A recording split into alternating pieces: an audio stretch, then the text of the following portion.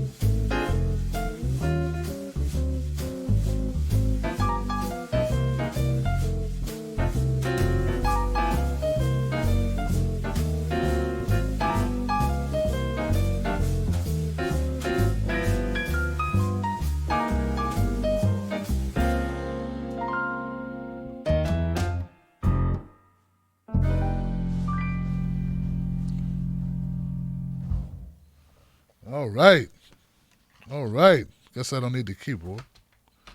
What's going on? Hey, people. Hello. Hello. I'm Tim Black. Welcome to the Tim Black Show. Glad to have you. Glad you can make it here on a Thursday.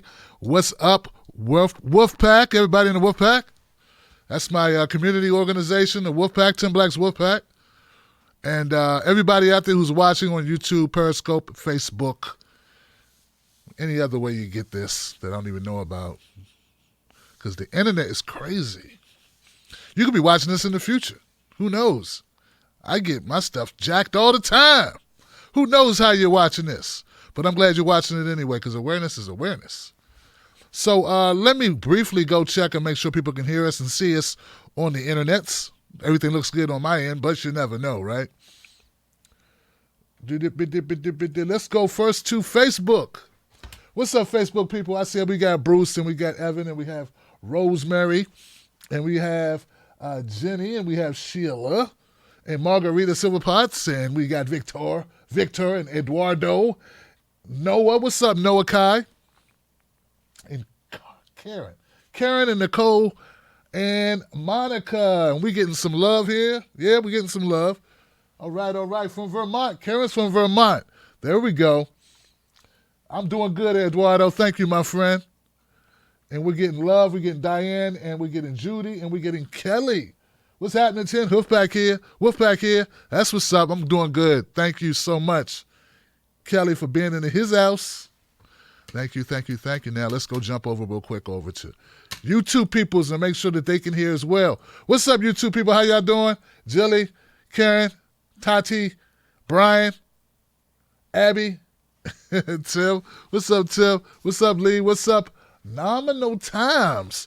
And Brad and the Dingo and Warren and Wendy. Wendy in the house. Lumberjack offs. Love you. Gotta love you. What's up, Samantha? Danny, Gary Webb. They can hear. Hey, Buck, what's up, man? Thank you. Rev Marie's probably in the house. A Sign of the Times, Eli, and Dave from Stone Mountain, better known as Truth Can't Be Silenced. I love you guys. Thank you for being here. And check it out. Check this out, guys. Lois, what's up, Lois? I see you, Lois. Ryan Moore. Become a member of the Tim Black Wolfpack by going to patreon.com, Tim's Take Live, or you can do that right there on YouTube or on Facebook. Just do it. We got great stuff coming up. We're doing great stuff. We're making moves. We're making it happen. We're working hard. It's getting rewarded with opportunities to land on thy face or rise to thy occasion. You know, you get opportunities to do stuff, and it's like, yay! But you still got to produce. So, like, you know, that's the kicker, you know? They pass you the ball, but now it's up to you to score with it. Getting in the game is great, but you got to score when you get the chance. So, hopefully, we'll keep doing our best to score and take advantage of every time we get the ball passed to us. Shout out to Jamie Kilstein.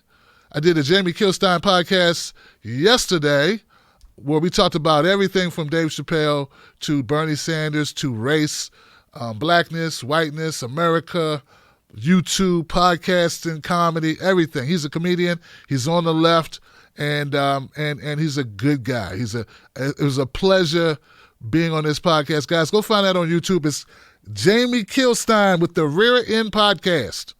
The Naked Rear. That's it, the Naked Rear or something. It's crazy. But we kept it 100. You're going to love it. Also, a big shout out to Brianna Joy Gray and the entire Bernie 2020 squad over there in D.C. here, where I went today at the Here to Burn podcast. I was on the show today. We recorded it today, and hopefully it'll be out soon. It will be out soon. She already texted and already tweeted. So shout out to Brianna, and a big shout out to Angelo and Christopher. Angelo set it up. He does a lot of hard work behind the scenes, as well as Ben. That's right, Ben. And as well as Christopher. So thank you all for your work, man. I appreciate you. And where's my phone? My phone's over here. Making sure I got everybody.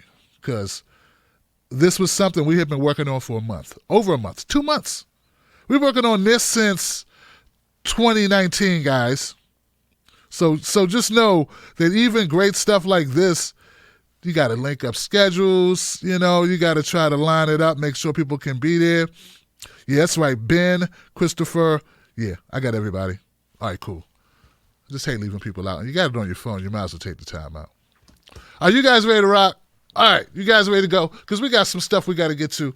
I'm not going to beat around the bush, man. We got stuff to talk about today that's going to ruffle some feathers, but I'm in the feather ruffling business. This is the job. This is the duty. I knew the job was dangerous when I took it, and I knew that speaking truth to power would render me sometimes on the opposite sides of issues, or opposite sides of friends, and that's okay, because we hopefully are all fighting for the same thing. Whether you're a Tulsi Gabbard supporter, a Yang supporter, or if you are a Bernie supporter, we are all anti-establishment, and we are all trying to fight the power in our own unique ways. Holding grudges is unnecessary, but you know what? We got to win this because it matters to my kids and my kids' kids. So if you're going to be upset, you're just going to be upset. And with that, no further ado, let's talk about Dave Chappelle and Andrew Yang. For 200, Johnson. Now, Dave Chappelle, notable comedian, said some things in a couple of specials. People gave him grief. I defended him. I feel like a comedian should be able to speak and make jokes and go where the funny is. And sometimes he will be successful, and sometimes he will not be successful. There have been times I've been successful on this show. There's some other times I haven't been as successful. It happens. For everything that works, there are things that don't work. A little bit harder for me because I do it in front of a live audience, but I never really know if jokes work. I have to guess that they're going to work. If I find them funny, we sort of think alike. I hope that you find it funny, but I never really know until after. Yeah. So back to Dave Chappelle. So Dave Chappelle, I love this guy. I think the guy is amazing. I supported Ben Jealous, had Ben Jealous on the show, interviewed Ben Jealous, then supported his run as governor of Maryland, my state. Ben Jealous' platform was very similar to Bernie Sanders. As you know, Ben Jealous endorsed Bernie Sanders in 2016. Unfortunately, Ben Jealous was unsuccessful. But fortunately, Dave Chappelle, who was a cousin of Ben Jealous, actually campaigned for Ben Jealous in Maryland. But for whatever reason, he was unable to get Ben Jealous a victory or help him get the victory. So we're still stuck with Larry Hogan. Disappointing it is. That's why I was so surprised with Dave Chappelle, who I thought was tired of politics in a certain way after that punch in the nose he got after traveling around with Ben Jealous, that he would step out and put his pinky toe in the water of politics again, and he would, dare I say, jump out into the lake and do some swimming. Hell, Dave Chappelle is now officially doing the backstroke in the waters of political madness. To that point, Dave Chappelle recently endorsed Andrew Yang. Now, guys, I got a lot to say about this, but just in case anybody has not seen the clip, have not seen Dave Chappelle's endorsement of Andrew Yang, don't worry, here you go.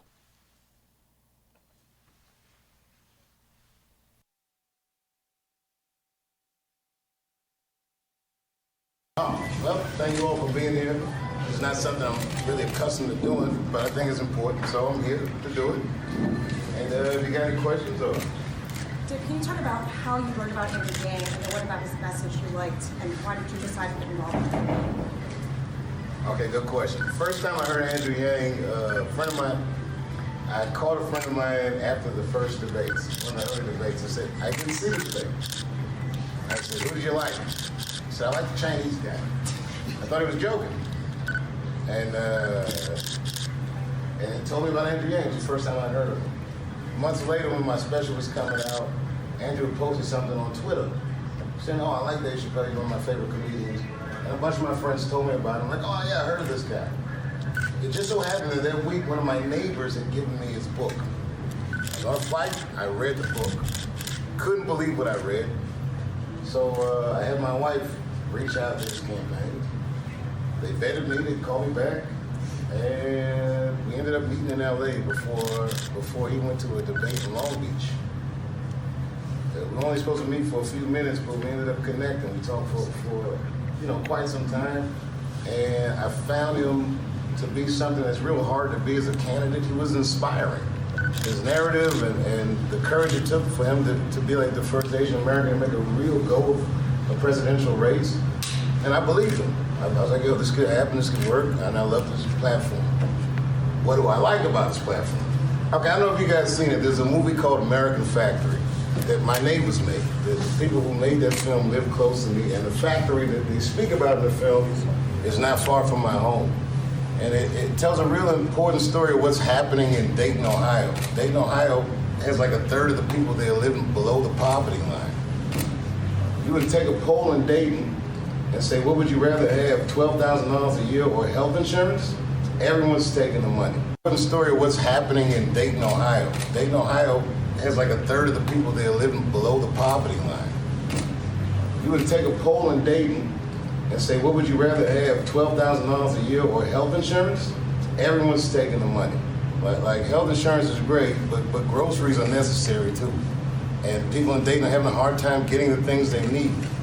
I started imagining what a universal basic income would do for my community, and it would save it almost instantly. We recently suffered, mass shootings and all kinds of, everything that happens in the news happens in our backyard in Dayton, the opioid epidemic, all of these things. And I like the idea of giving people choices, putting the money in their hands and giving them the choices. They would consider things that aren't even an option to consider now. And they can do things that aren't an option to do. And that part of this platform I found incredibly exciting. More importantly, you'll hear people say stuff like make America great again. Well, how about make America feel better again? And I think his platform handles a lot of the emotional content of what being an American is like. Being a homemaker, not being under-recognized, or a worker and being under-recognized. The fear of not being able to pay your bills. This would alleviate a lot of the bad feelings in the country almost immediately. And it's something that I think anyone can get behind. It's important. All right. All right.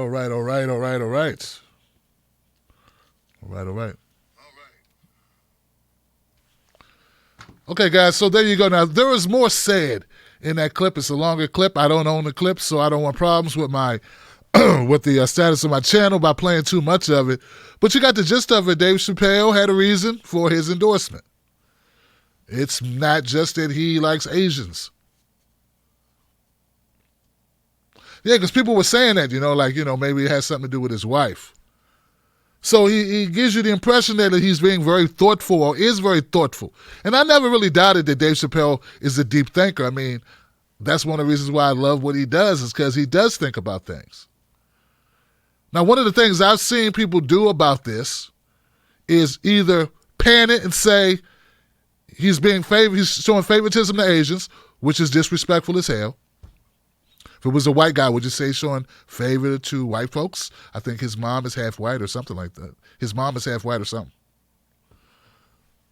No, you shouldn't say that, so that's kind of garbage. And the other thing is, they're just saying that he's not thinking about anybody but himself. No, if he wasn't thinking about anybody but himself, he probably wouldn't vote at all, or he wouldn't get involved at all. Make no mistake about it. It is a risk for an entertainer to come out for anybody who's not the establishment. So let's make sure we recognize that. I don't care who you are. If they come out and not for the establishment, and I'm talking Joe Biden, Amy Klobuchar, or someone of that ilk, it can be a problem. So let's dispense with the whole Dave don't care about people and Dave's doing this for some weird reason. Now, that doesn't mean he's right, though, Johnson. Okay? It doesn't mean he's right. But we'll get to that in a minute. The other thing is, let's stop acting like $12,000 wouldn't help people. So there are people who don't, for the record, forget it. I'm going to act like there are people watching here who have never heard me talk about this before, and you're none of those people who are dishonest, who don't pay attention when I have talked. I will never say that $12,000 wouldn't help people. It would help people, Johnson. Who the heck wouldn't benefit from $12,000 a year or $1,000 a month with your bills, to help with your bills? You're not hearing me. Of course it would. I support universal basic income. Just not Andrew Yang's version of it. Now, Andrew Yang's version of it is not great. Now, if I could talk to Dave Chappelle, I would first say thank you for all the funny jokes, man. I loved your last special the most. You killed it. And thank you for the Chappelle Show. And thank you for coming back doing comedy.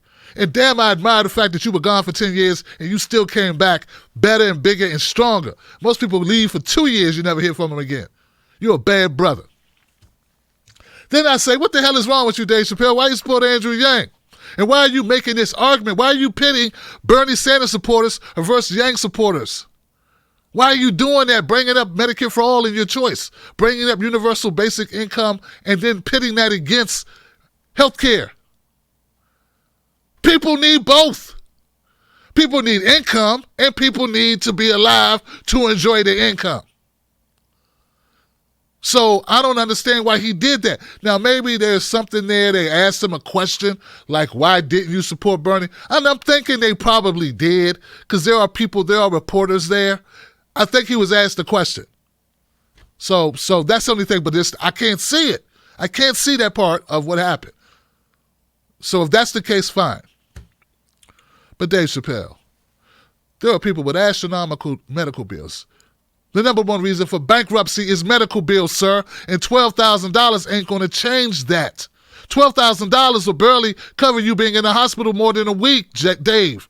You know this, Dave, from the bills that you encountered yourself when your dad passed away in the hospital. How much was the bills, Dave? Was it more than $1,000 a month? I'm pretty sure it was. This is the situation that we're all in. That's what I have a problem with. But let's just assume people are all healthy, no one gets sick, and it's not the number one cause of bankruptcy in America that puts people in them damn tent cities. Let's pretend that's not the case.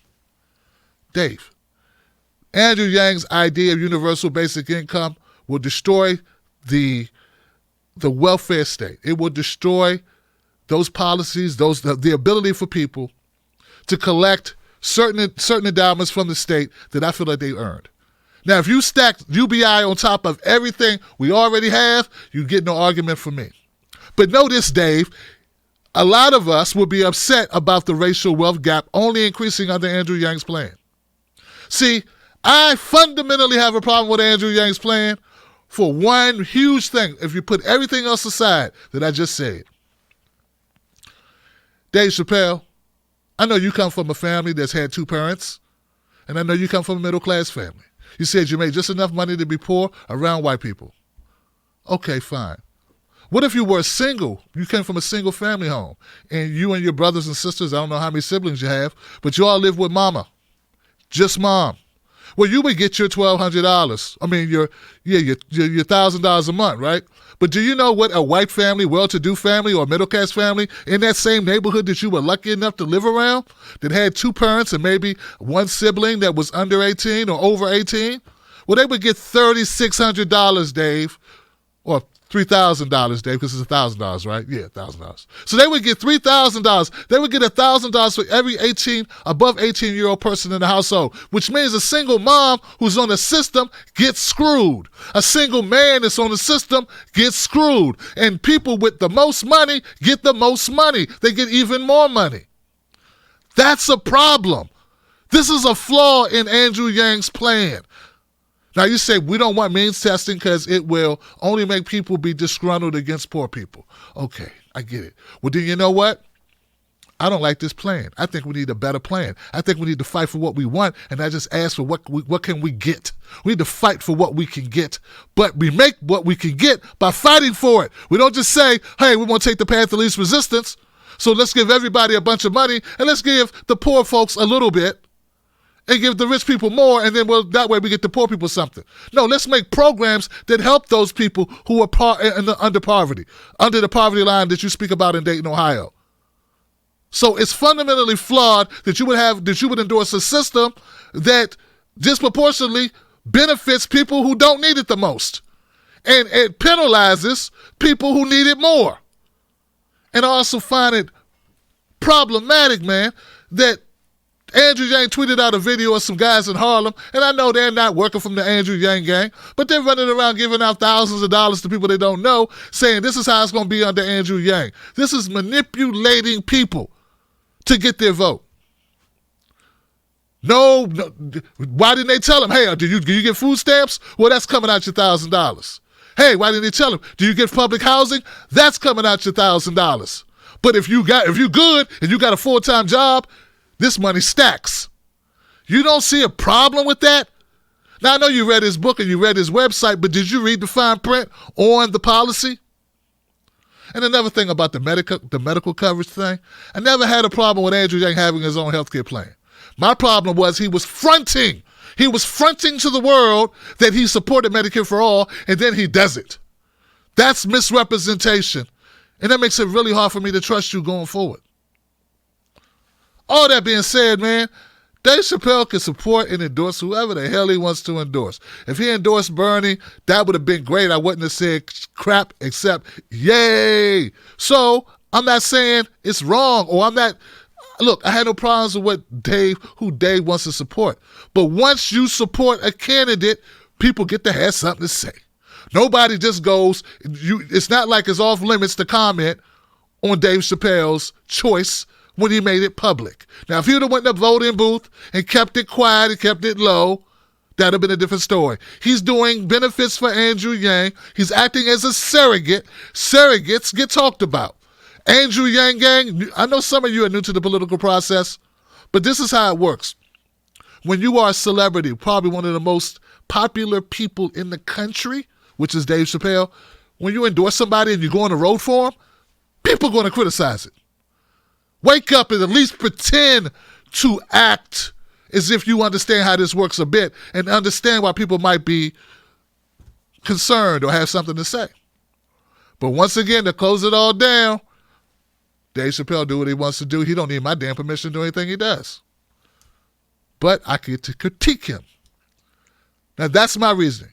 I got a feeling Dave doesn't know the things I just pointed out. I got a feeling that no one explained it quite that way, especially if it takes Andrew Yang to explain it. Because Andrew Yang, he's the same guy who said he supported Medicare for all when he didn't.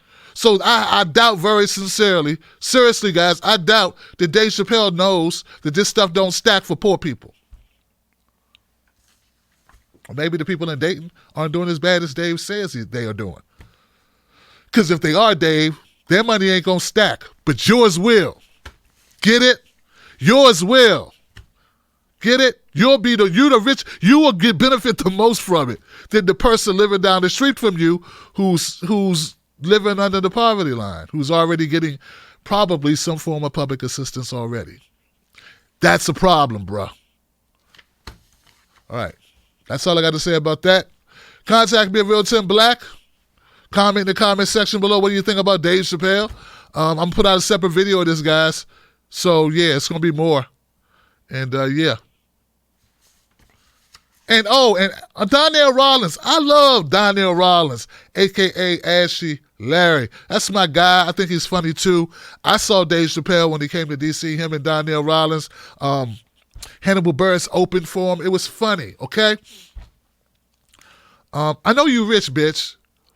But saying, I'm rich, bitch, and I support Andrew Yang, like that's... Dude, this is serious stuff, man.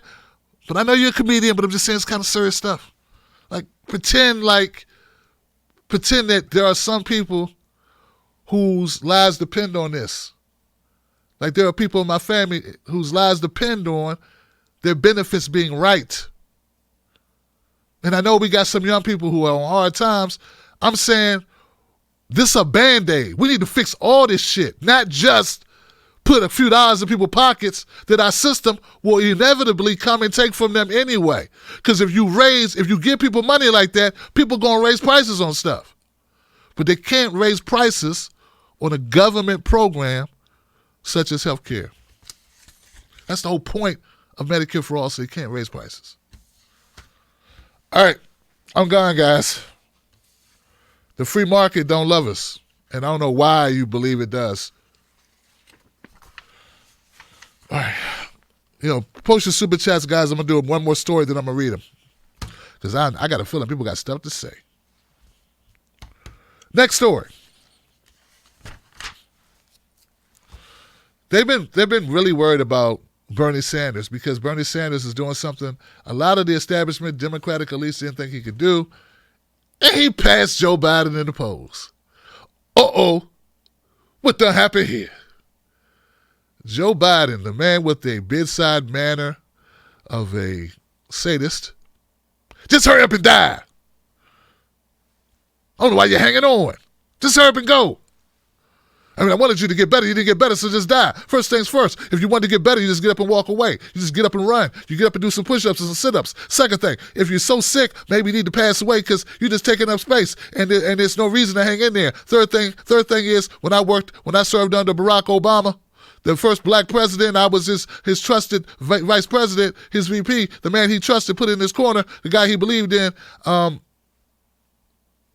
don't know. I ran out of time. I quit. But anyway, Joe Biden. Joe Biden has a history. He has a history that's not often discussed on mainstream media, not cable media. They don't really talk about it much. And it's because it's not flattering. Yeah, it's not flattering. It's not good. He has a history of doing things that are not so good, things that are not very admirable, things that are not going to be included in a Ronald Klain tweet.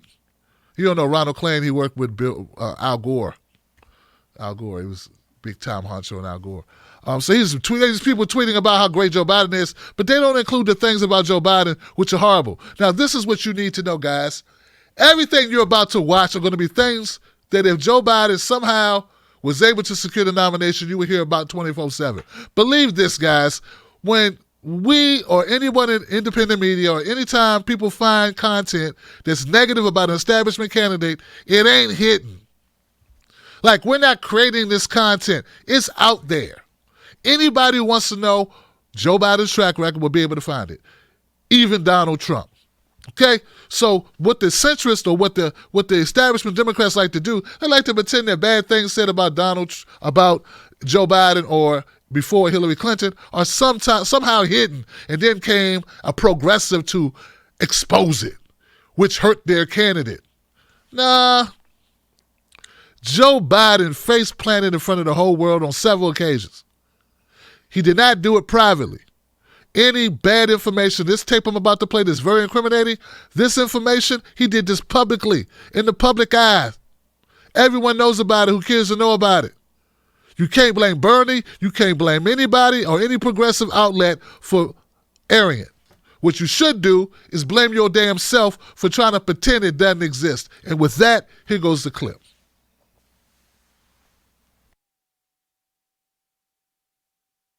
Democratic presidential candidate Joseph Biden today faces a controversy. 3 weeks ago at a debate at the Iowa State Fair, he used phrases identical to those delivered by British Labour Party leader Neil Kinnock. Biden seemed to be claiming Kinnock's vision and life as his own. Why is it that my wife, who's sitting out there in the audience, is the first in her family to ever go to college? Why is Gladys the first woman in her family in 1,000 generations to be able to get to university? My ancestors who worked in the coal mines in northeast Pennsylvania don't come up after 12 hours and play football. 8 hours underground and then come up and play football. It's because they didn't have a platform upon which to stand.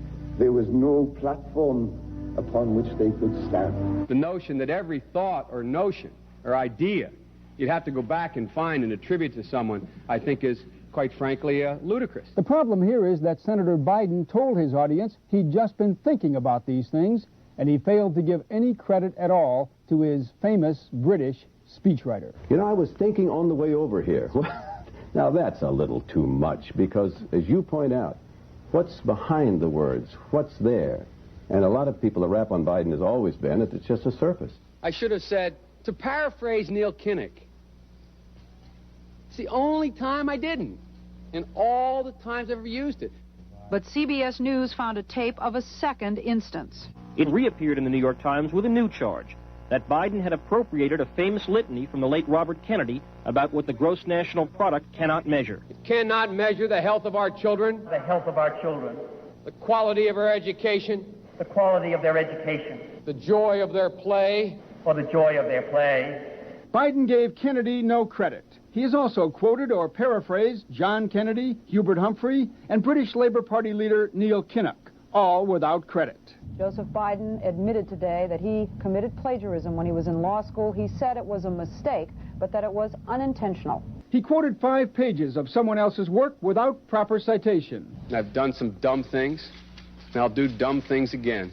He was given an F. So, ladies and gentlemen, I've been dumb. To the political community in Washington, it all seems of a piece. Plagiarism at law school, plagiarism on the stump. The great communicator. Strike that. The great imitator. You don't steal verbatim, or when you do, as he did 99% of the time, you give credit. Biden's critics say he sells himself as a man whose words and visions can inspire a new generation in politics. But if the thoughts, phrases, and visions really belong to others, it's a form of false advertising. Is it a wise idea, though, to take something that personal, anyway, from another politician and try and appropriate it to your own campaign? I think it was a stupid thing to appropriate material that was really very personal, that was someone else's. Most people didn't know who he was, Joe Biden, and now they're going to say, oh, yeah, he's the guy who plagiarized. That's a lot of people.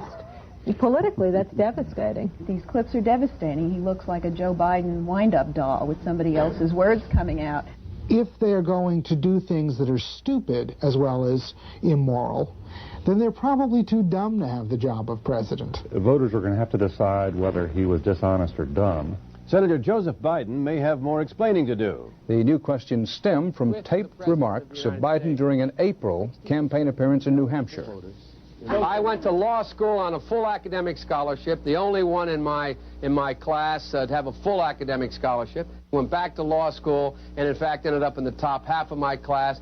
I was the outstanding student in the political science department at the end of my year. I graduated with 3 degrees from undergraduate school and 165 credits, only needed 123 credits. Biden now concedes he did not graduate in the top half of his law school class, that he does not have 3 degrees from college, and that he was not named outstanding political science student in college. Newsweek says Biden actually went to school on a half scholarship, ended up near the bottom of his class, and won only 1 degree, not 3. Joe Biden ranked 76th in a class of 85 at the University of Syracuse Law School. I mean, this guy comes off this whole thing as a flyweight. Now Biden says Newsweek is right. His memory had failed him. And I'd be delighted to sit down and compare my IQ to yours if you'd like, Frank. Joe Biden was victimized by the truth. Bye-bye Biden. He may not know it yet, but I think this is going to be very difficult for him to recover. Is Joe Biden dead meat, yes or no? I think so. Bob? It's in terminal condition. Terminal. Eleanor? Yes, unless he comes in third in Iowa. Morton? Dying. I say dead.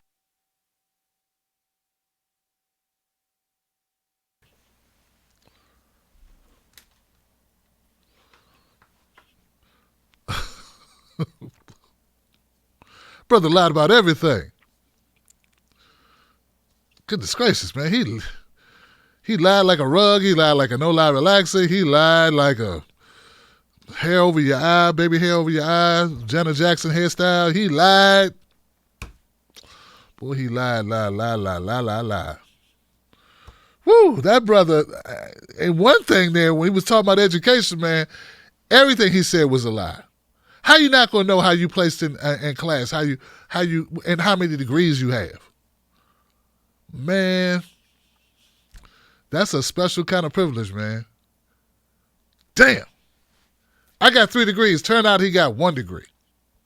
He just said he had 3. You know, it's crazy that the Democratic Party, they want to say that they have the more high ground on Donald Trump, and then they are forcing to try to run this guy who's a 2-time loser. Some say 3. It would have been 3, but he had to drop out because of that stuff he just saw. He had to drop out. They want to run this guy who has a history of lies. Viggo Mortensen played a character, was the history of violence. Oh, wait till you see the thumbnail that I'm going to put out for Joe Biden. A history of lies. So what's going to happen, guys? Are the Democratic Party going to just wake up and realize who they have? Do all those black folks that keep saying that is the firewall for Joe Biden down in South Carolina, do they have any idea that Joe Biden is such a lying scumbag? Did he lie to everybody? He lied to smart white people. You don't think he'll lie to smart black people? See how I flipped it there? Because that's not exactly what he said when he was commenting about smart and not smart people. There was a group of people he said that were just as good as other people. I'm going to leave that alone. But the bottom line is this. Joe Biden not only has racist, bigoted language in his past, not only did he try to shut down Social Security, his own words, he tried to shut it down 4 times. His own words. Just like you saw on that tape. We got the guy just lying about everything. Do people really want to elect a liar?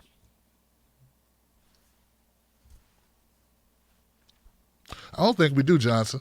I mean, there's a lot of mistakes you can make. I mean, he said, I was dumb. I did dumb things. I'll do more dumb things. Okay, see ya. And I know you're wondering, like, Tim, how does a guy who lied like that end up being VP? I'd like to know that too. Somebody asked Obama. You say, Tim, how does a guy like that end up being back in the Senate? How did he get elected? Well, he sold his soul. I keep telling you, he sold his soul. Winning an election, a lot of time comes down to who has the most money. Joe Biden would always sell out more than his competitor. So he would get more money and he would run more ads. We'll talk a little bit more later about what ads will do for you. But as a primer, think Michael Bloomberg. Michael Bloomberg hasn't been in a single debate, and most people don't know who the hell he is, but he's polling like 7 and 8% better than so many other candidates because he had ad money to spend. That's Joe Biden. In a small market like Delaware, he just outspent guys by spending $1 million or $2 million. Sold his soul. That's how he kept winning. And now that we know a little bit more about Obama, maybe we realize that it's possible him and Joe Biden are more alike than different. And maybe that's why Obama chose him. You know, the whole hope and change thing that ended up keep it all the same thing. Put some change in my pocket and hope you got hope. All right, so that's look, guys. Of course, we'll be covering all of this stuff as it continues on. The race is still tight. Bernie Sanders, I'm not saying he's perfect, but I don't see a tape of him lying about 20 times in a row. And he's also, you see in the video, is also sticking his chest out. I'll put my IQ up against anybody right now. He's the same guy. Joe Biden been a horrible candidate his entire life. I don't know how he even made it in, other than playing on the fears and the angst and the bigotry of some voters in Delaware. All right, guys, let's stop now to check the Super Chats and see what other people are thinking. See what the Super Chats look like, what people are talking about. I'm sure people have comments. David said, love the Ty Johnson. Well, thank you, man. R.I.P. Kobe, hashtag. Thank you, David. Alicia West, tell him, Johnson, you got it. Candlejack, what happens if Biden drops out Super Tuesday and endorses Bloomberg? He could do that. Cheryl Tyler, gotta make those Biden lies go viral. You and me both, man. Thank you, Cheryl. Owen Johnson, can you put a link to this in the description, please? Yes, I can. Havoc. Yankees UBI makes passing all the other progressive policies easier to get done because it attacks the very mindset of scarcity that the establishment uses against us right now. What is that based on? What's that based on? Do you have any idea how much work it will require to pass the UBI? I mean, it's going to require work to pass anything, but do you have any idea how much it will require? Did you hear what I said about poor people getting shafted? You don't care, do you? Do you live at home by the chance? Maybe do you live at home with your parents? Maybe. Free of thought, does that have any influence on you? Because you write like maybe you live at home with your parents. UBIs, I'm not opposed to UBI. I'm opposed to putting UBI over all the other policies. And that's what Andrew Yang's been running on. I never hear him talk about other policies. That's his benchmark policy, UBI. I think we can all agree on that. Squid for hire. Squid says, I'm going to have to check this out, Squid. Hold 1 second. Have you talked about the new caucus rules in Iowa? The app and satellite caucus sites are shady. Bernie 2020 or Guillotine 2020, Johnson. I haven't talked about it yet. I think Joe Biden invented the internet. Thank you, R.H. Moore Jr. And what did Squid say? Squid said something. Hold on, Squid. Squid is green. Okay, hold on. Let me check you out, Squid. Young Joe Biden aggression level reminds me of Pete Buttigieg. They both get so upset being confronted by the rabble. Yeah, they do not like it. They do not like being questioned. I mean, they're so scripted that you questioning their script like throws off their circuitry, starts short-circuiting it. They start losing, they go haywire. They want to fight, they go in fight or fight mode, and they tend to fight. You know what I'm saying? So that's been my experience watching both of these guys. Both of these guys. Now, when I say both these guys, I mean Biden and Buttigieg. Okay? And look, guys, it's not about, this ain't a personality contest. I can dislike a policy. I do not like the manipulation that Andrew Yang uses with the UBI. That being the centerpiece. But I do think UBI and the Federal Jobs Guarantee definitely have a place in our society, and I support them. But I cannot get behind a policy that's going to help people that need it least the most. That don't make sense to me. The whole purpose is to help the people that need it the most, and instead it helps people who need it least more than the people that need it most. And then you just call it choice. And it's just whack. And the fact he gave up on Medicare for All is going with a plan that's going to still allow insurance companies to play ball. I don't like, I have a bad feeling about that. And I have a bad feeling that he would conceal his actual belief system. And I thought he was not a politician, but when I hear him do stuff like that, sounds like he's learning very fast how to be a politician. So these things, you may disagree with them, but they are valid in my opinion, and that's where I stand. So people can get upset about it and get mad. Don't worry about it. Go watch it. It's a lot of Yang channels that have popped up. People who didn't give a damn about politics last week, who have popped up, and suddenly they're into politics, and that's great. And they will be there, and they will be an echo chamber for how this is going to change the world, and it's going to change life for so many people. No, the fact of the matter is we have a poverty problem in this country that needs to be rectified. We have a homeless problem in this country that needs to be rectified. We need to fix that now. Let's fight for it. And I'm willing, very much willing to look at a UBI that does not reward people on the top more than it rewards people on the bottom. That's crazy talk to me. I don't understand why you think it's okay. Well, it's okay if they get 30,000 and I get 1,000 or 1,200 or whatever because they get 36 and then I get 12,000. That's okay because I got 12,000. What? It doesn't have to be that way. We're writing it. If you're writing the policy, why would you give away the farm? I don't understand it. It seems disingenuous to me. Why would you do that? Why would you give that away? I don't understand. It don't make sense to me. It just doesn't. Do you really care about these people? Maybe, I'm not saying you don't, but maybe at some point somebody will honestly ask Andrew Yang, why did he write it that way? And had he considered it? And I'd love to hear his response. So anybody who has Andrew Yang responding to a similar question about why would he write his policy that will help people who don't have government assistance more than helps people who do have government assistance, I would love to hear his response to that. Because that, to me, is important. All right, guys. Much love for you. We can disagree on this issue. We won't have to if we disagree on this issue. All right, guys. We got a couple more stories we want to get to tonight. Bloomberg, Amy Klobuchar, real quickly on Klobuchar. Don Lemon laughed at this joke, and it's a big deal for a lot of people. And I got to break that down because somebody's got to talk about this with what I feel like is some rational realness on this situation. All right. Stay tuned. Be right back, y'all. Oh, there you go. My name is Tim Black. You're now tuned into the most watched Black independent media news network in the country. We cover politics, we cover pop culture, we cover whatever matters in your world. If it goes down, I'm covering it. We do a show, live show, Monday, Tuesdays, Thursdays, Fridays. Friday nights, we got what?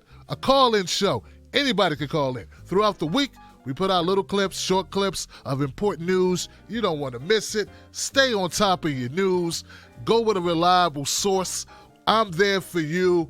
TBTV, this is where it's at. Subscribe today and remember, don't you let nobody take your cornbread. Johnson.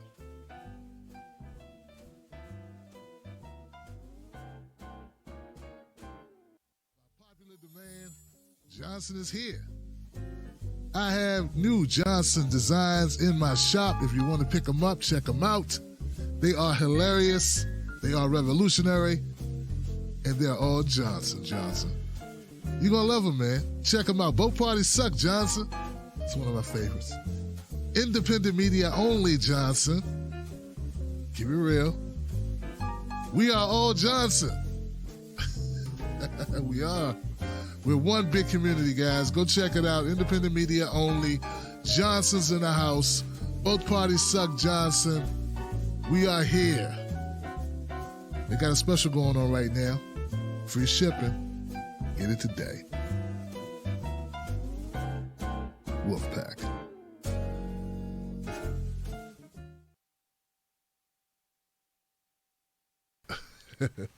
Oh, man.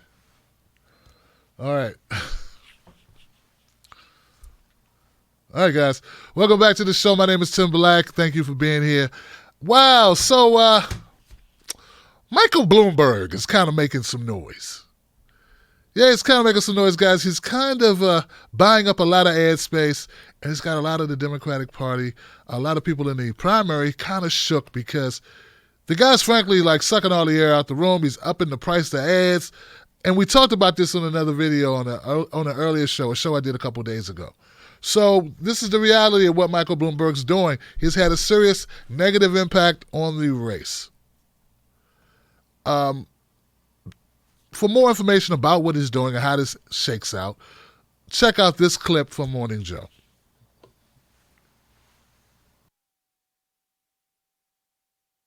The Super Bowl this Sunday, the campaigns of Michael Bloomberg and Donald Trump have each purchased 60-second ad slots during Super Bowl 54 at a cost of $10 million apiece. According to USA Today, they might be the first dueling political ads to ever air during a national Super Bowl broadcast.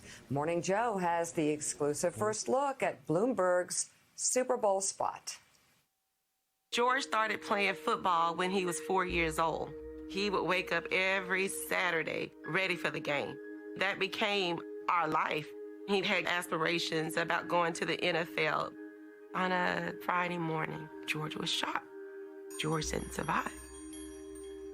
I just kept saying, you cannot tell me that the child that I gave birth to is no longer here.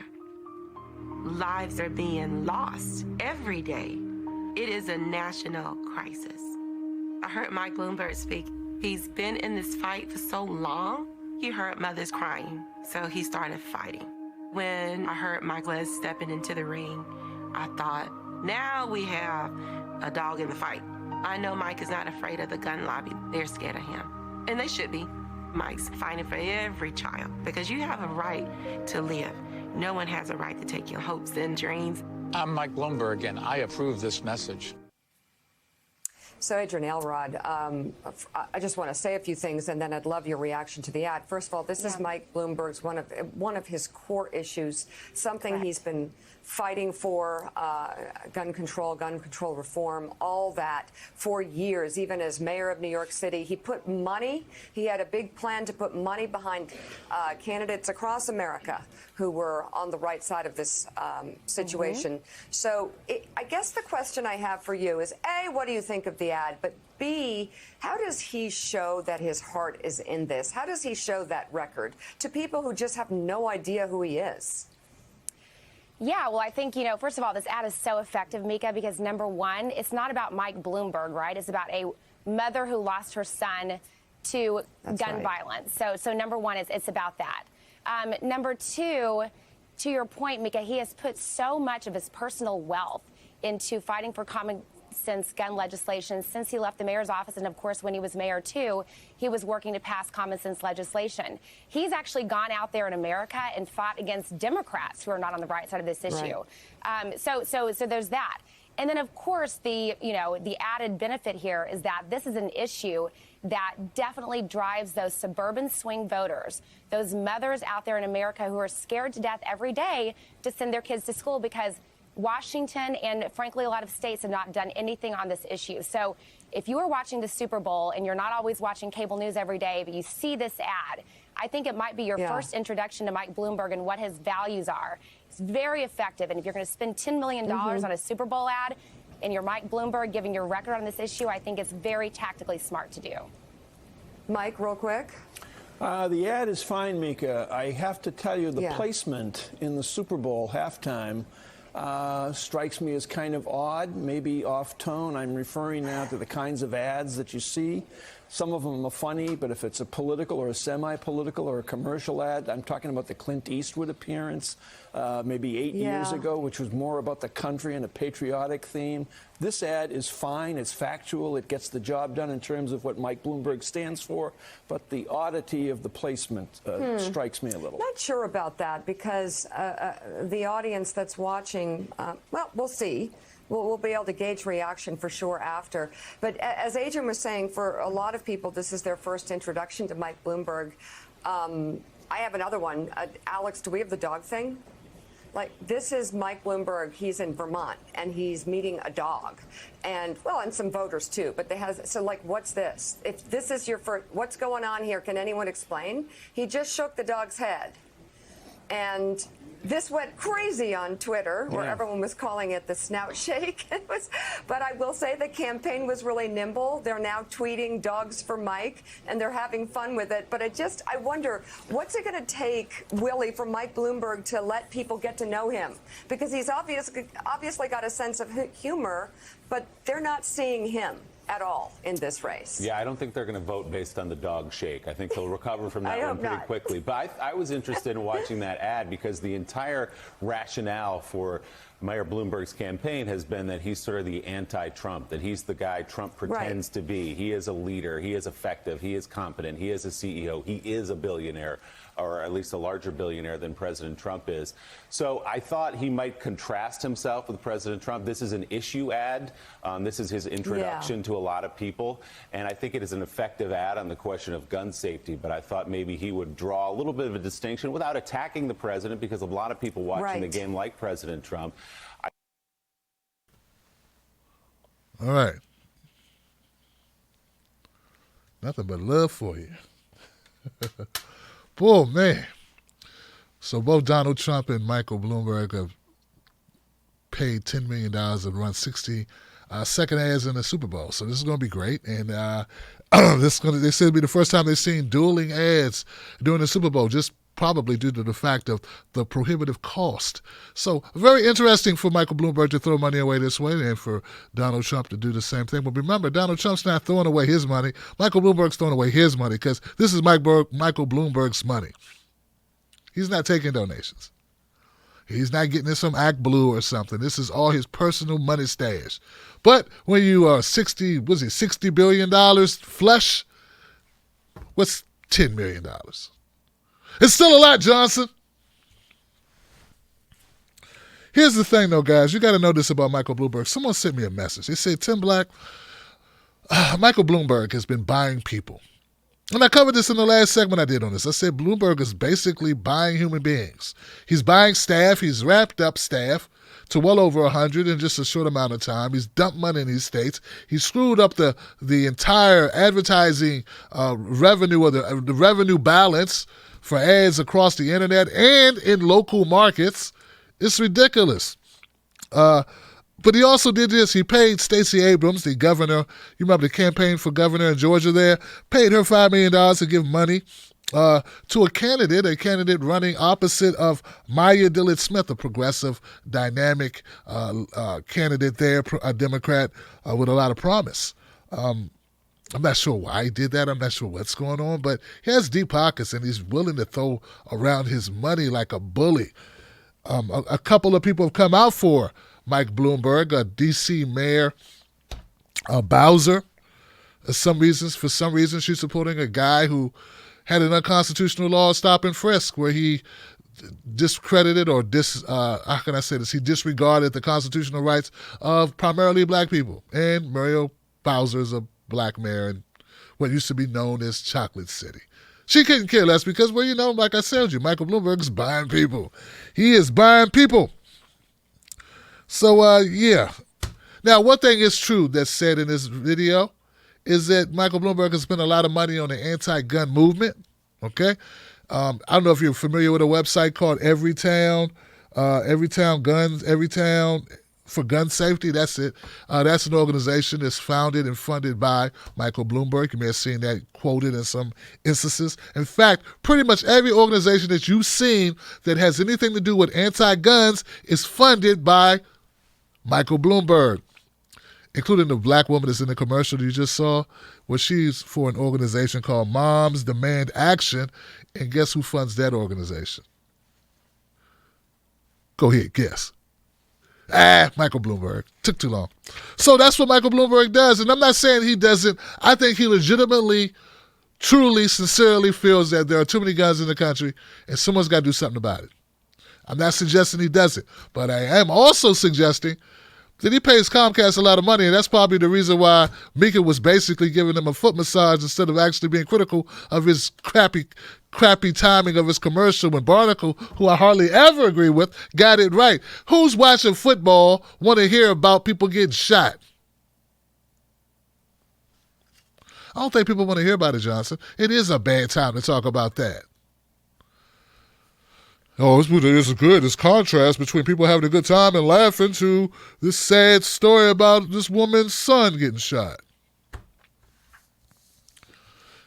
Michael Bloomberg obviously did not want their young man to be shot. They wanted their young man to be able to be groped by a police officer and have his butthole searched with a thumb or flashlight with a stop and frisk unconstitutional raid, Johnson. I mean, that's exactly what he did for so long. I mean, But he don't want you to get shot, though. He just wants to, invade your personal privacy and assault you without as much as my bad afterwards, which is how they operated in New York for a decade under Michael Bloomberg, which I have a problem with, which obviously Mika doesn't have a problem with, or Willie and none of these other hacks that wouldn't even bring up the fact that Michael Bloomberg is brought and paid for a third term in New York. They had their laws changed. That's how much money Michael Bloomberg has. And we have such a corrupt system that a guy like that can flourish in it. And that's the travesty, and that's what we're trying to fight against. And just giving people money ain't going to change it. We need to fight the oligarchs and the money barons who treat our Constitution like garbage and treat human beings as less than garbage. All right. Yeah, I wonder how much money Comcast, which owns NBC Universal, which owns MSNBC, I wonder how much money he's spending on ads on their network. Probably a lot, Johnson. I mean, if he spent $10 million on 160-second ad, he's probably spending a lot of money with Comcast. See what's going on, guys? See why it's so important to go with independent media? See what I'm saying? See how compromised they are? We got a guy willing to overpay for stuff. You think they're going to talk bad about a guy that'll overpay for their services? I don't think they will, Johnson. Yeah, I don't think they will. What about these guys looking for jobs? All these people want to be employed. He owns his own media company that's worth, I don't know, $1 billion itself, called Bloomberg. You know it. How many of these hacks, or these, I don't want to call them hacks, maybe they're good people. How many of these employees of these other cable news entities are going to want to be so hyper or so proactive in picking apart Michael Bloomberg's horrible record when they may one day need a job working for him, thus burning a bridge to that employment and that paycheck? Not many, Johnson. That's why independent media matters. Anyway, next story. Jesus Christ. Now, Amy Klobuchar, one of the elitist candidates, one of the candidates of the Democratic establishment, they like Amy Klobuchar. In fact, she was dead in the water until just about a month ago when the wagon started to circle around her flailing campaign. It started with Bill Maher, who did a segment on her, had her on the show, and he talked as if she was relevant, as if she was important, as if Hillary 2.0 with less speaking ability was going to be a better choice. Like somehow we'd be like, great, good stuff, all right, go for it. Or as if Buttigieg, in a female version, less articulate, with even less charisma, would somehow be great because she too is from the Midwest. I don't know. I don't get it. I don't know what the attraction was, but there was something between Bill Maher that rescued Amy Klobuchar, Otterbox, I don't know, from the quicksand, which was what her campaign was. Now, months ago, I covered Amy Klobuchar extensively. I knew that she was one of two cops that were in the race, and I had no problems calling it out. Hey, if I'm going to call out Kamala Harris for her prosecutorial record, her disdain for poor people, particularly poor people of color, then I had no problems at all calling out Amy Klobuchar. I did a long 10-minute video, plus other videos as well, highlighting Amy Klobuchar's panache when it comes to locking up poor black people. She did a lot of it, guys. She was like just a little ball of energy locking people up. So anyway, I covered that. Anyway, fine. I noticed that nobody in corporate media or cable media covered it at all. I was like this lone voice. And even amongst independent media, I was one, or singularly, or if not singularly, very few others that I could see. I didn't see any, really. I'm just giving people credit. I don't even know if it's valuable, if they earned it. But I was one of very few people that covered it because, frankly, there wasn't any viewership in it. Everybody was covering other people. But I still made time to cover it because I felt it was important to call out Amy Klobuchar. Because she was horrible, Johnson. I mean, how you going to be a prosecutor for a dozen years and never, ever even bring a charge against a cop when you've had cop shootings in your own area? Like, how could you do that? And how could you also be, everyone wanted to jump on Kamala, and I'm happy they did, but hey, Kamala wasn't the only one locking up parents for kids who were truant. So did Amy Klobuchar, but no one wanted to talk about it. She just flew under the radar, and it pissed me off. And it still pisses me off, because we should have some decency. And that's why they say progressives are racist when we don't address issues. So if all you focus your attention all on Kamala and none of it on Amy Klobuchar, though they had almost identical records when it came to law enforcement, Amy Klobuchar was locking people up for a little bit of weed for a long amount of time, and no one wanted to talk about it. Well, finally they're talking about it. Oh, finally, some places have been talked about. I feel a little vindicated. You may not know this young man, but I'll tell you about him. His name is Mayan Burrell. Mayan Burrell is one of these cases where Amy Klobuchar loved to talk about on the campaign trail. Loved to talk about this person, this young child who was shot while doing homework. I'm sure you heard the story before. Somebody's little kid was doing homework. She was shot through her window, broad daylight, by someone, gang members or whatever. Turns out the person that they pinned this on, and I do say pinned this on, Mayan Burrell, they had no evidence at all that this guy did it. This guy was only 16. This young man was only 16 years old, and he had a crime placed on him with no physical evidence, no DNA, no nothing. Just a bunch of felons in jail who weren't even there saying they heard stuff. I mean, this is a horrible case, guys, a horrible, horrible case of injustice. It looked like, to me, I said, as I read over the case, and I have a lot of documentation on it, it looks to me like Amy Klobuchar, she just wanted to get a feather in her hat, and say that she caught a guy who did a very bad thing. And no one cared if he was actually the guy who did the thing. Meanwhile, this young man got life in prison. And I believe he's innocent, Johnson. You know why I believe he's innocent? Because he never took a plea deal. He was looking at life in prison, and he still did not take a plea deal. And he was offered one. Twice.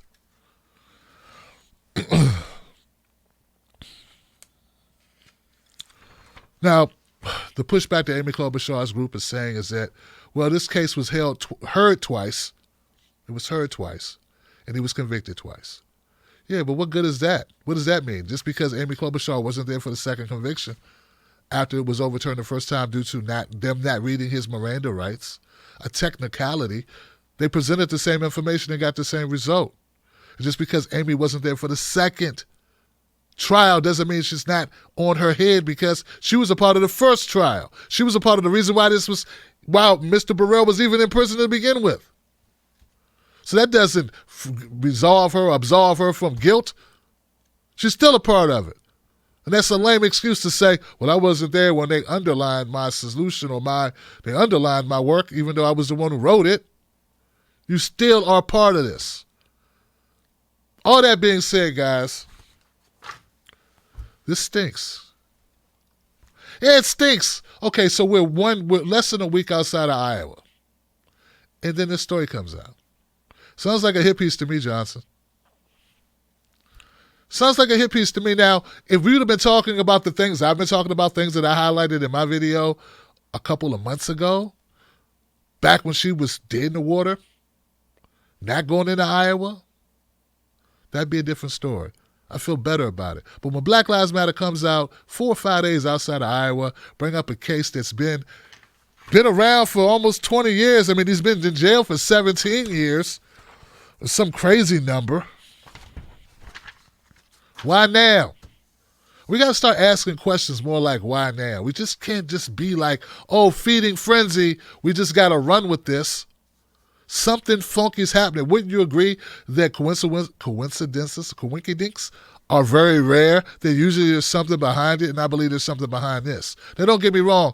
Amy Klobuchar should have been, for lack of a better word, canceled a long time ago for her prosecutorial record. Notwithstanding this case right here, for all the other cases that she ran, for not demanding that those cops have on body cameras, for never prosecuting a cop killer or cop that killed innocent individuals or questionable shootings by the hands of cops on civilians, or for over-policing and giving people mandatory minimums with no conversation and jacking up time and hitting people over the head with hard time for a little bit of weed, or hitting people over the head for graffiti. Yes, literal paint. If you sprayed out of a paint can, got you serious time. Those things were enough for me. Enough for me to say, Forget Amy Klobuchar. Why are we even having a conversation about it? And then the policies were weak and watered down too. Ugh. It's not pragmatism to start talking about Pell Grants. Who the hell talks about Pell Grants? How the hell are you going to win an election talking about a archaic solution as Pell Grants? Pell Grants go way back to action slacks and high top fades. And when people used to go, that's how old Pell Grants are. You think you're going to excite millennials with that crap, get them to come out and vote? Nah, it's not going to happen, Johnson. And Amy Klobuchar is also that jackass that says stuff like, you're going to throw 3 million people off of health care. That's disgusting to throw 3 million people off of health care. Yeah, but they'll be thrown onto a form of insurance that doesn't cost them a dime up front. You know, when Lincoln freed the slaves, he threw 1 million slaves off employment. It was a good thing. See how that works? So I have a lot of problems with Amy Klobuchar, so now don't get me twisted here. But I don't like dirty politics, and I don't like being played, and someone has an agenda here. And I say beat her ass at the ballot box. Beat her till the brakes fall off. But don't conjure up or don't resuscitate this case unless you're going to help this young man. Help this young man. Please help this young man. Help the young man. But don't piss on my head and tell me it's raining because I can smell. Bet you didn't see that one coming, Johnson. Now, this last story here is, boy, if you love controversy, if you love have something to talk about, this will be one of those stories that also defines why you watch the Tim Black Show, or maybe why you shouldn't watch the Tim Black Show. I don't know. Let's see what happens. Or why you used to watch the Tim Black Show, right? All right, so CNN's Don Lemon. No stranger to controversy. No stranger to saying stuff on this show. I don't know. Sometimes I think Don does stuff just to piss people off. Hey, he's got that little, like passive-aggressive thing going. I'm going to get you, He does that. Like, sometimes he just want to tick people off, man. So something happened recently where he had a couple. Anyway, here goes the clip, all right? Check this out. We'll talk about it.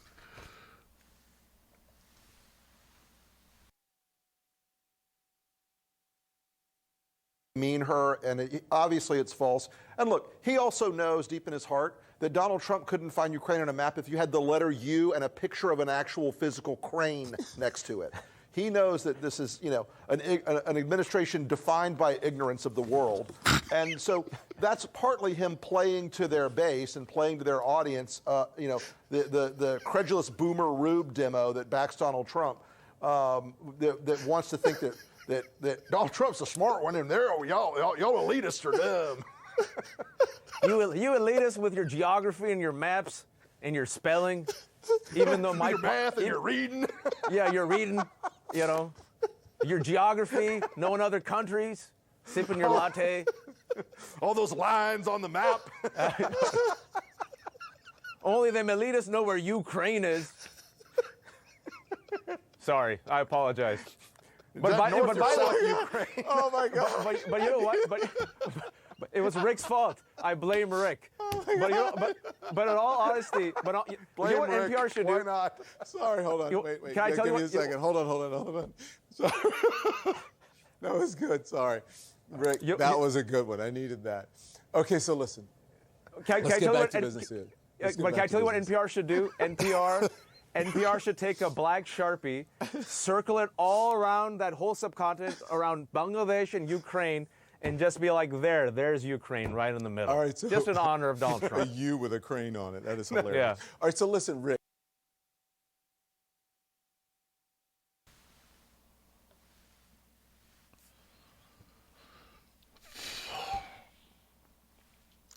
All right, so as you can imagine, people were upset about it, particularly our conservative types. Pissed off. They thought that Don Lemon was making fun at Trump supporters' expense, and they went online. They called for Don Lemon to be fired, among other things, and which forced Don Lemon to do this. Obviously, it's false. And look, he also knows deep in his is, will they hear what the American people are saying? That's a big question. And one final note that I have for you, because this is personally important to me to address this, okay? Ask anyone who knows me. They'll tell you.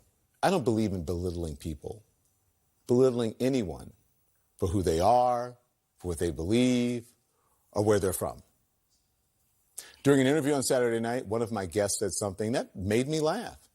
And while in the moment, I found that joke humorous. And I didn't catch everything that was said. Just to make this perfectly clear, I was laughing at the joke and not at any group of people. So still to come. On this show tonight. Oh, Lord. Oh, Lord. Yeah, there it is, Johnson. All right, so what's wrong? He apologized. What's the problem? Kind of, he apologized. Okay, he didn't apologize at all. That really wasn't an apology. All it was an explanation, a clarification to let you know what people think of him. All right, so let's get down to this, man. First of all, I think the joke was kind of funny. It wasn't as funny as Don Lemon, in my opinion. To me, it wasn't that funny. But saying that Donald Trump couldn't find Ukraine on the map if you put the letter U and then do a picture of a crane next to it, like, I get what he's saying. He's saying the guy can't even use shapes. It's kind of funny. But is it funny enough to laugh uncontrollably for the next 2 minutes? Nah, probably not. And so that leads me to the other part. The guy started talking about Trump supporters. He was talking about Trump supporters. He was saying, what do you say, the boomer rubes. Trump's the smart one. Yeah, Trump's the smart one. The rest of y'all are just plain idiots. He stopped making the down south thing, and then the other guy chimed in about you doing all that reading and stuff and knowing maps and where stuff is located, And look, here's the deal, guys. In liberal circles, there are a lot of elitists. Yeah, there are a lot of elitists in liberal circles who look down their noses at other people, particularly Southerners. This happens. I don't know why people are pretending it doesn't, Johnson. It's the reality of what goes on. I'm from D.C. I've been to a couple of parties with people down in Georgetown or uptown near DuPont Circle with a little bit of money and how they talk, okay? I had a guy tell me, man, we went to one restaurant. He's like, yo, Tim, I'm going to take you here. This is going to be great. Now, look, you should really enjoy this and soak it all up because not a lot of black people get to go here, man. Okay? All right, come on, Blackie, let's go. Hey, why are you so mad, man? Hold on. Because, they're elitist jackasses, man. That's what they are. It's a lot of them. Were they being elitists on this show? Yeah, they were. But this is normal for them. This is how they joke. They make fun of the Trump supporters. They make fun of people, anybody who they don't think is smart. They mock them. It's called joking. Now, before you get too high up on your high horse, also remember, Greg Gutfeld and them do the same thing. They joke about snowflakes. What is snowflakes? They're talking about liberals they think who are bleeding heart liberals who are too sympathetic to what's going on. We need to save the whales. Don't get the oil off the ground. Oh, no. Oh, no, I need health care. Oh, I don't want to be discriminated against. Mom, why do I have to pay my own tuition? They make jokes all the time. Greg Gutfeld and what was damn name? I don't know why people think the guy's humorous. Where'd that happen? Greg Gutfeld, the fact that you have a career is the epitome of white privilege.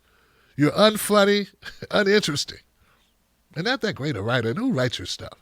But besides all that, I do just as good as you, Greg, without a staff, without a teleprompter.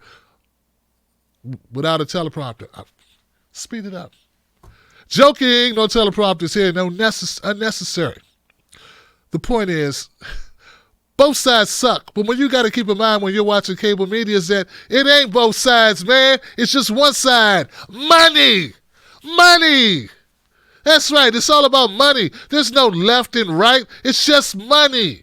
And there's different ways to extract money from us. Different ways to extract money from advertisers. That's all they really care about. They pit us against each other, pretending that Don Lemon represents the left and Greg Gutfeld and the Five represent the right. Well, that's not true. All right? That's not true. And this is another ploy just to get you pissed off to watch these shows, go back and forth, and have something to talk about.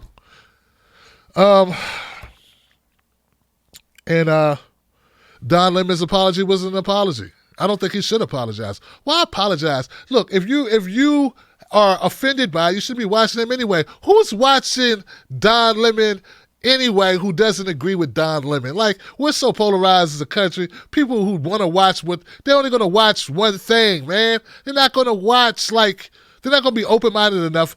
Most Trump supporters not open-minded enough to watch Don Lemon. There, I said it. It's just the truth. So they're not even there to be offended. They didn't know to be offended until Tucker Carlson or one of these other people on Fox News ran the tape and told them how you should be offended by this. They make jokes about liberals all the time. And they never apologize, Johnson. So screw all the apologies for it. Why apologize when you don't believe it, when you don't feel it? And to say you were laughing at the joke, not laughing at people, bullshit. You were laughing at people who the joke was about, because that's what jokes make you do, Don Lemonhead. And no, he shouldn't be fired or reprimanded or nothing. He should fall in the ratings like he's been doing. I don't know if he's falling in the ratings. I'm just saying. All right. On this show, I try not to make fun of regions because I've been to different regions and there's good people and bad people and cool people and not cool people in all regions that I've been to. So kind of don't matter. You know, I tell a story of a guy in the rural area of Virginia who saved my black friend's life and dove into a lake to save him after using the N-word no more than 6 hours before it. Because it didn't change the fact that he didn't want to see a man die that day. Just reality, man. So, we can get hung up on this bullshit if we want to, and I don't like people using the N-word, but what I'm trying to say is that there are people, it's not just one way, okay? It's not one way. It's not just gray. I mean, it's not just white or black. It's gray, and things are... And if you're running around saying that all Democrats or all Republicans or all Trump supporters or Bernie supporters or whatever, when you say all, you've already screwed up because there's no all. It's just that person you're talking about. That's it. That's who you're talking about. Keep it about that person. It's like the people right now who are pissed off that Terry Crews didn't back up Gabrielle Union. And they're saying, well, Terry Crews didn't back up Gabrielle Union and they're both black. And see, black guys never help black women. And I'm like, that's one guy. So we do it all the time. It happens. We're all so screwed up. It's ridiculous. Pointless and ridiculous. So now we're supposed to be at each other's necks because a multimillionaire, Terry Crews, didn't support another multimillionaire, Gabrielle Union, for a job she don't even need because she's already rich. Now we got people who can't afford a $500 emergency at each other's necks arguing on Twitter and Facebook over two rich people who could have just picked up the phone or hit each other up in the DMs. I rest my case, Johnson. Anyway, back to Don Lemon. Don't apologize when you don't mean it. It's just patronizing to viewers. And why apologize if you don't feel it? And stop acting like you outraged because he laughed. That's it. All right, guys. Tomorrow will be Freedom Friday. That means you get to call up. You get to say whatever's on your mind. The show starts at 10 p.m. I'll do my best to be prompt. Be here. Be a part of it. Join the Tim Black VIP text group list. Join it today by texting the code cornbread. One word, cornbread, to code 12,000. And you'll become a member of the VIP text list. That's how you opt into it. And I'm going to give away stuff. And I'd like for you to be on the list that you can potentially get free stuff. Do that. And what else we got? I don't know. Don't forget to check out that podcast. I done threw stuff away. Oh, the Jamie Kilstein podcast. And don't forget Here to Burn with Brianna Joy Gray. I'm on there and great stuff. And now I'm going to go to Super Chats and read out a couple of shout-outs. And don't forget to be here tomorrow to be a part of the show. And don't forget to join the Tim Black Wolf Pack for at least $5 a month. become an official member of the 10 Black Wolf Pack, and qualify for giveaways and free stuff and exclusives and full shows like this one where I say things you won't hear on cable news. Johnson. All right, guys. See where we left off.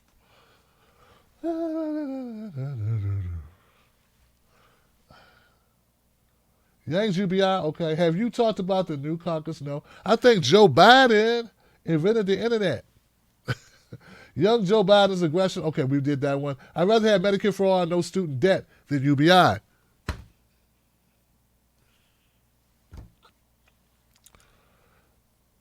I think it has its place, and I can see it working.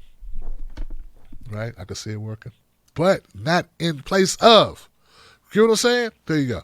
And that's sort of how it's been framed, which is unfortunate. I believe that's unfortunate, Johnson. But I feel you, man, Wolf. Danny says money for last night's Pac-Man rant.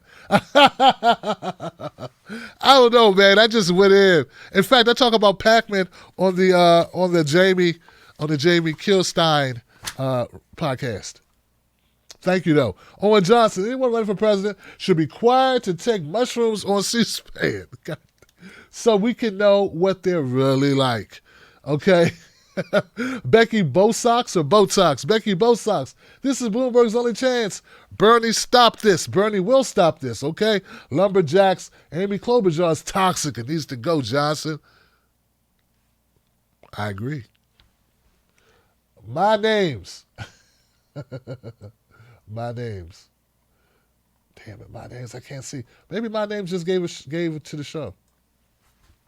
I can't see your comment, my names. What'd you say, my names? My names. What did my name say, guys? I don't see it. All right, guys. I had fun doing tonight's show. It's been a great week. Tomorrow, Freedom Friday. Be here tomorrow. All right? Be here tomorrow? Yeah, be here tomorrow. What else we got? Anybody on Facebook got something to say that want to shout out something real quick? Facebook people, Rose Wade, Evan, what's up? Is Uli in the house? What's up, Julie? Very too late. That was my Rose Botox. That was me, Rose Botox. Hey, what's up, Rebecca? How you doing, Rebecca? All right. And Eowyn. I'll vote for Bernie. Eowyn. My friend. All right.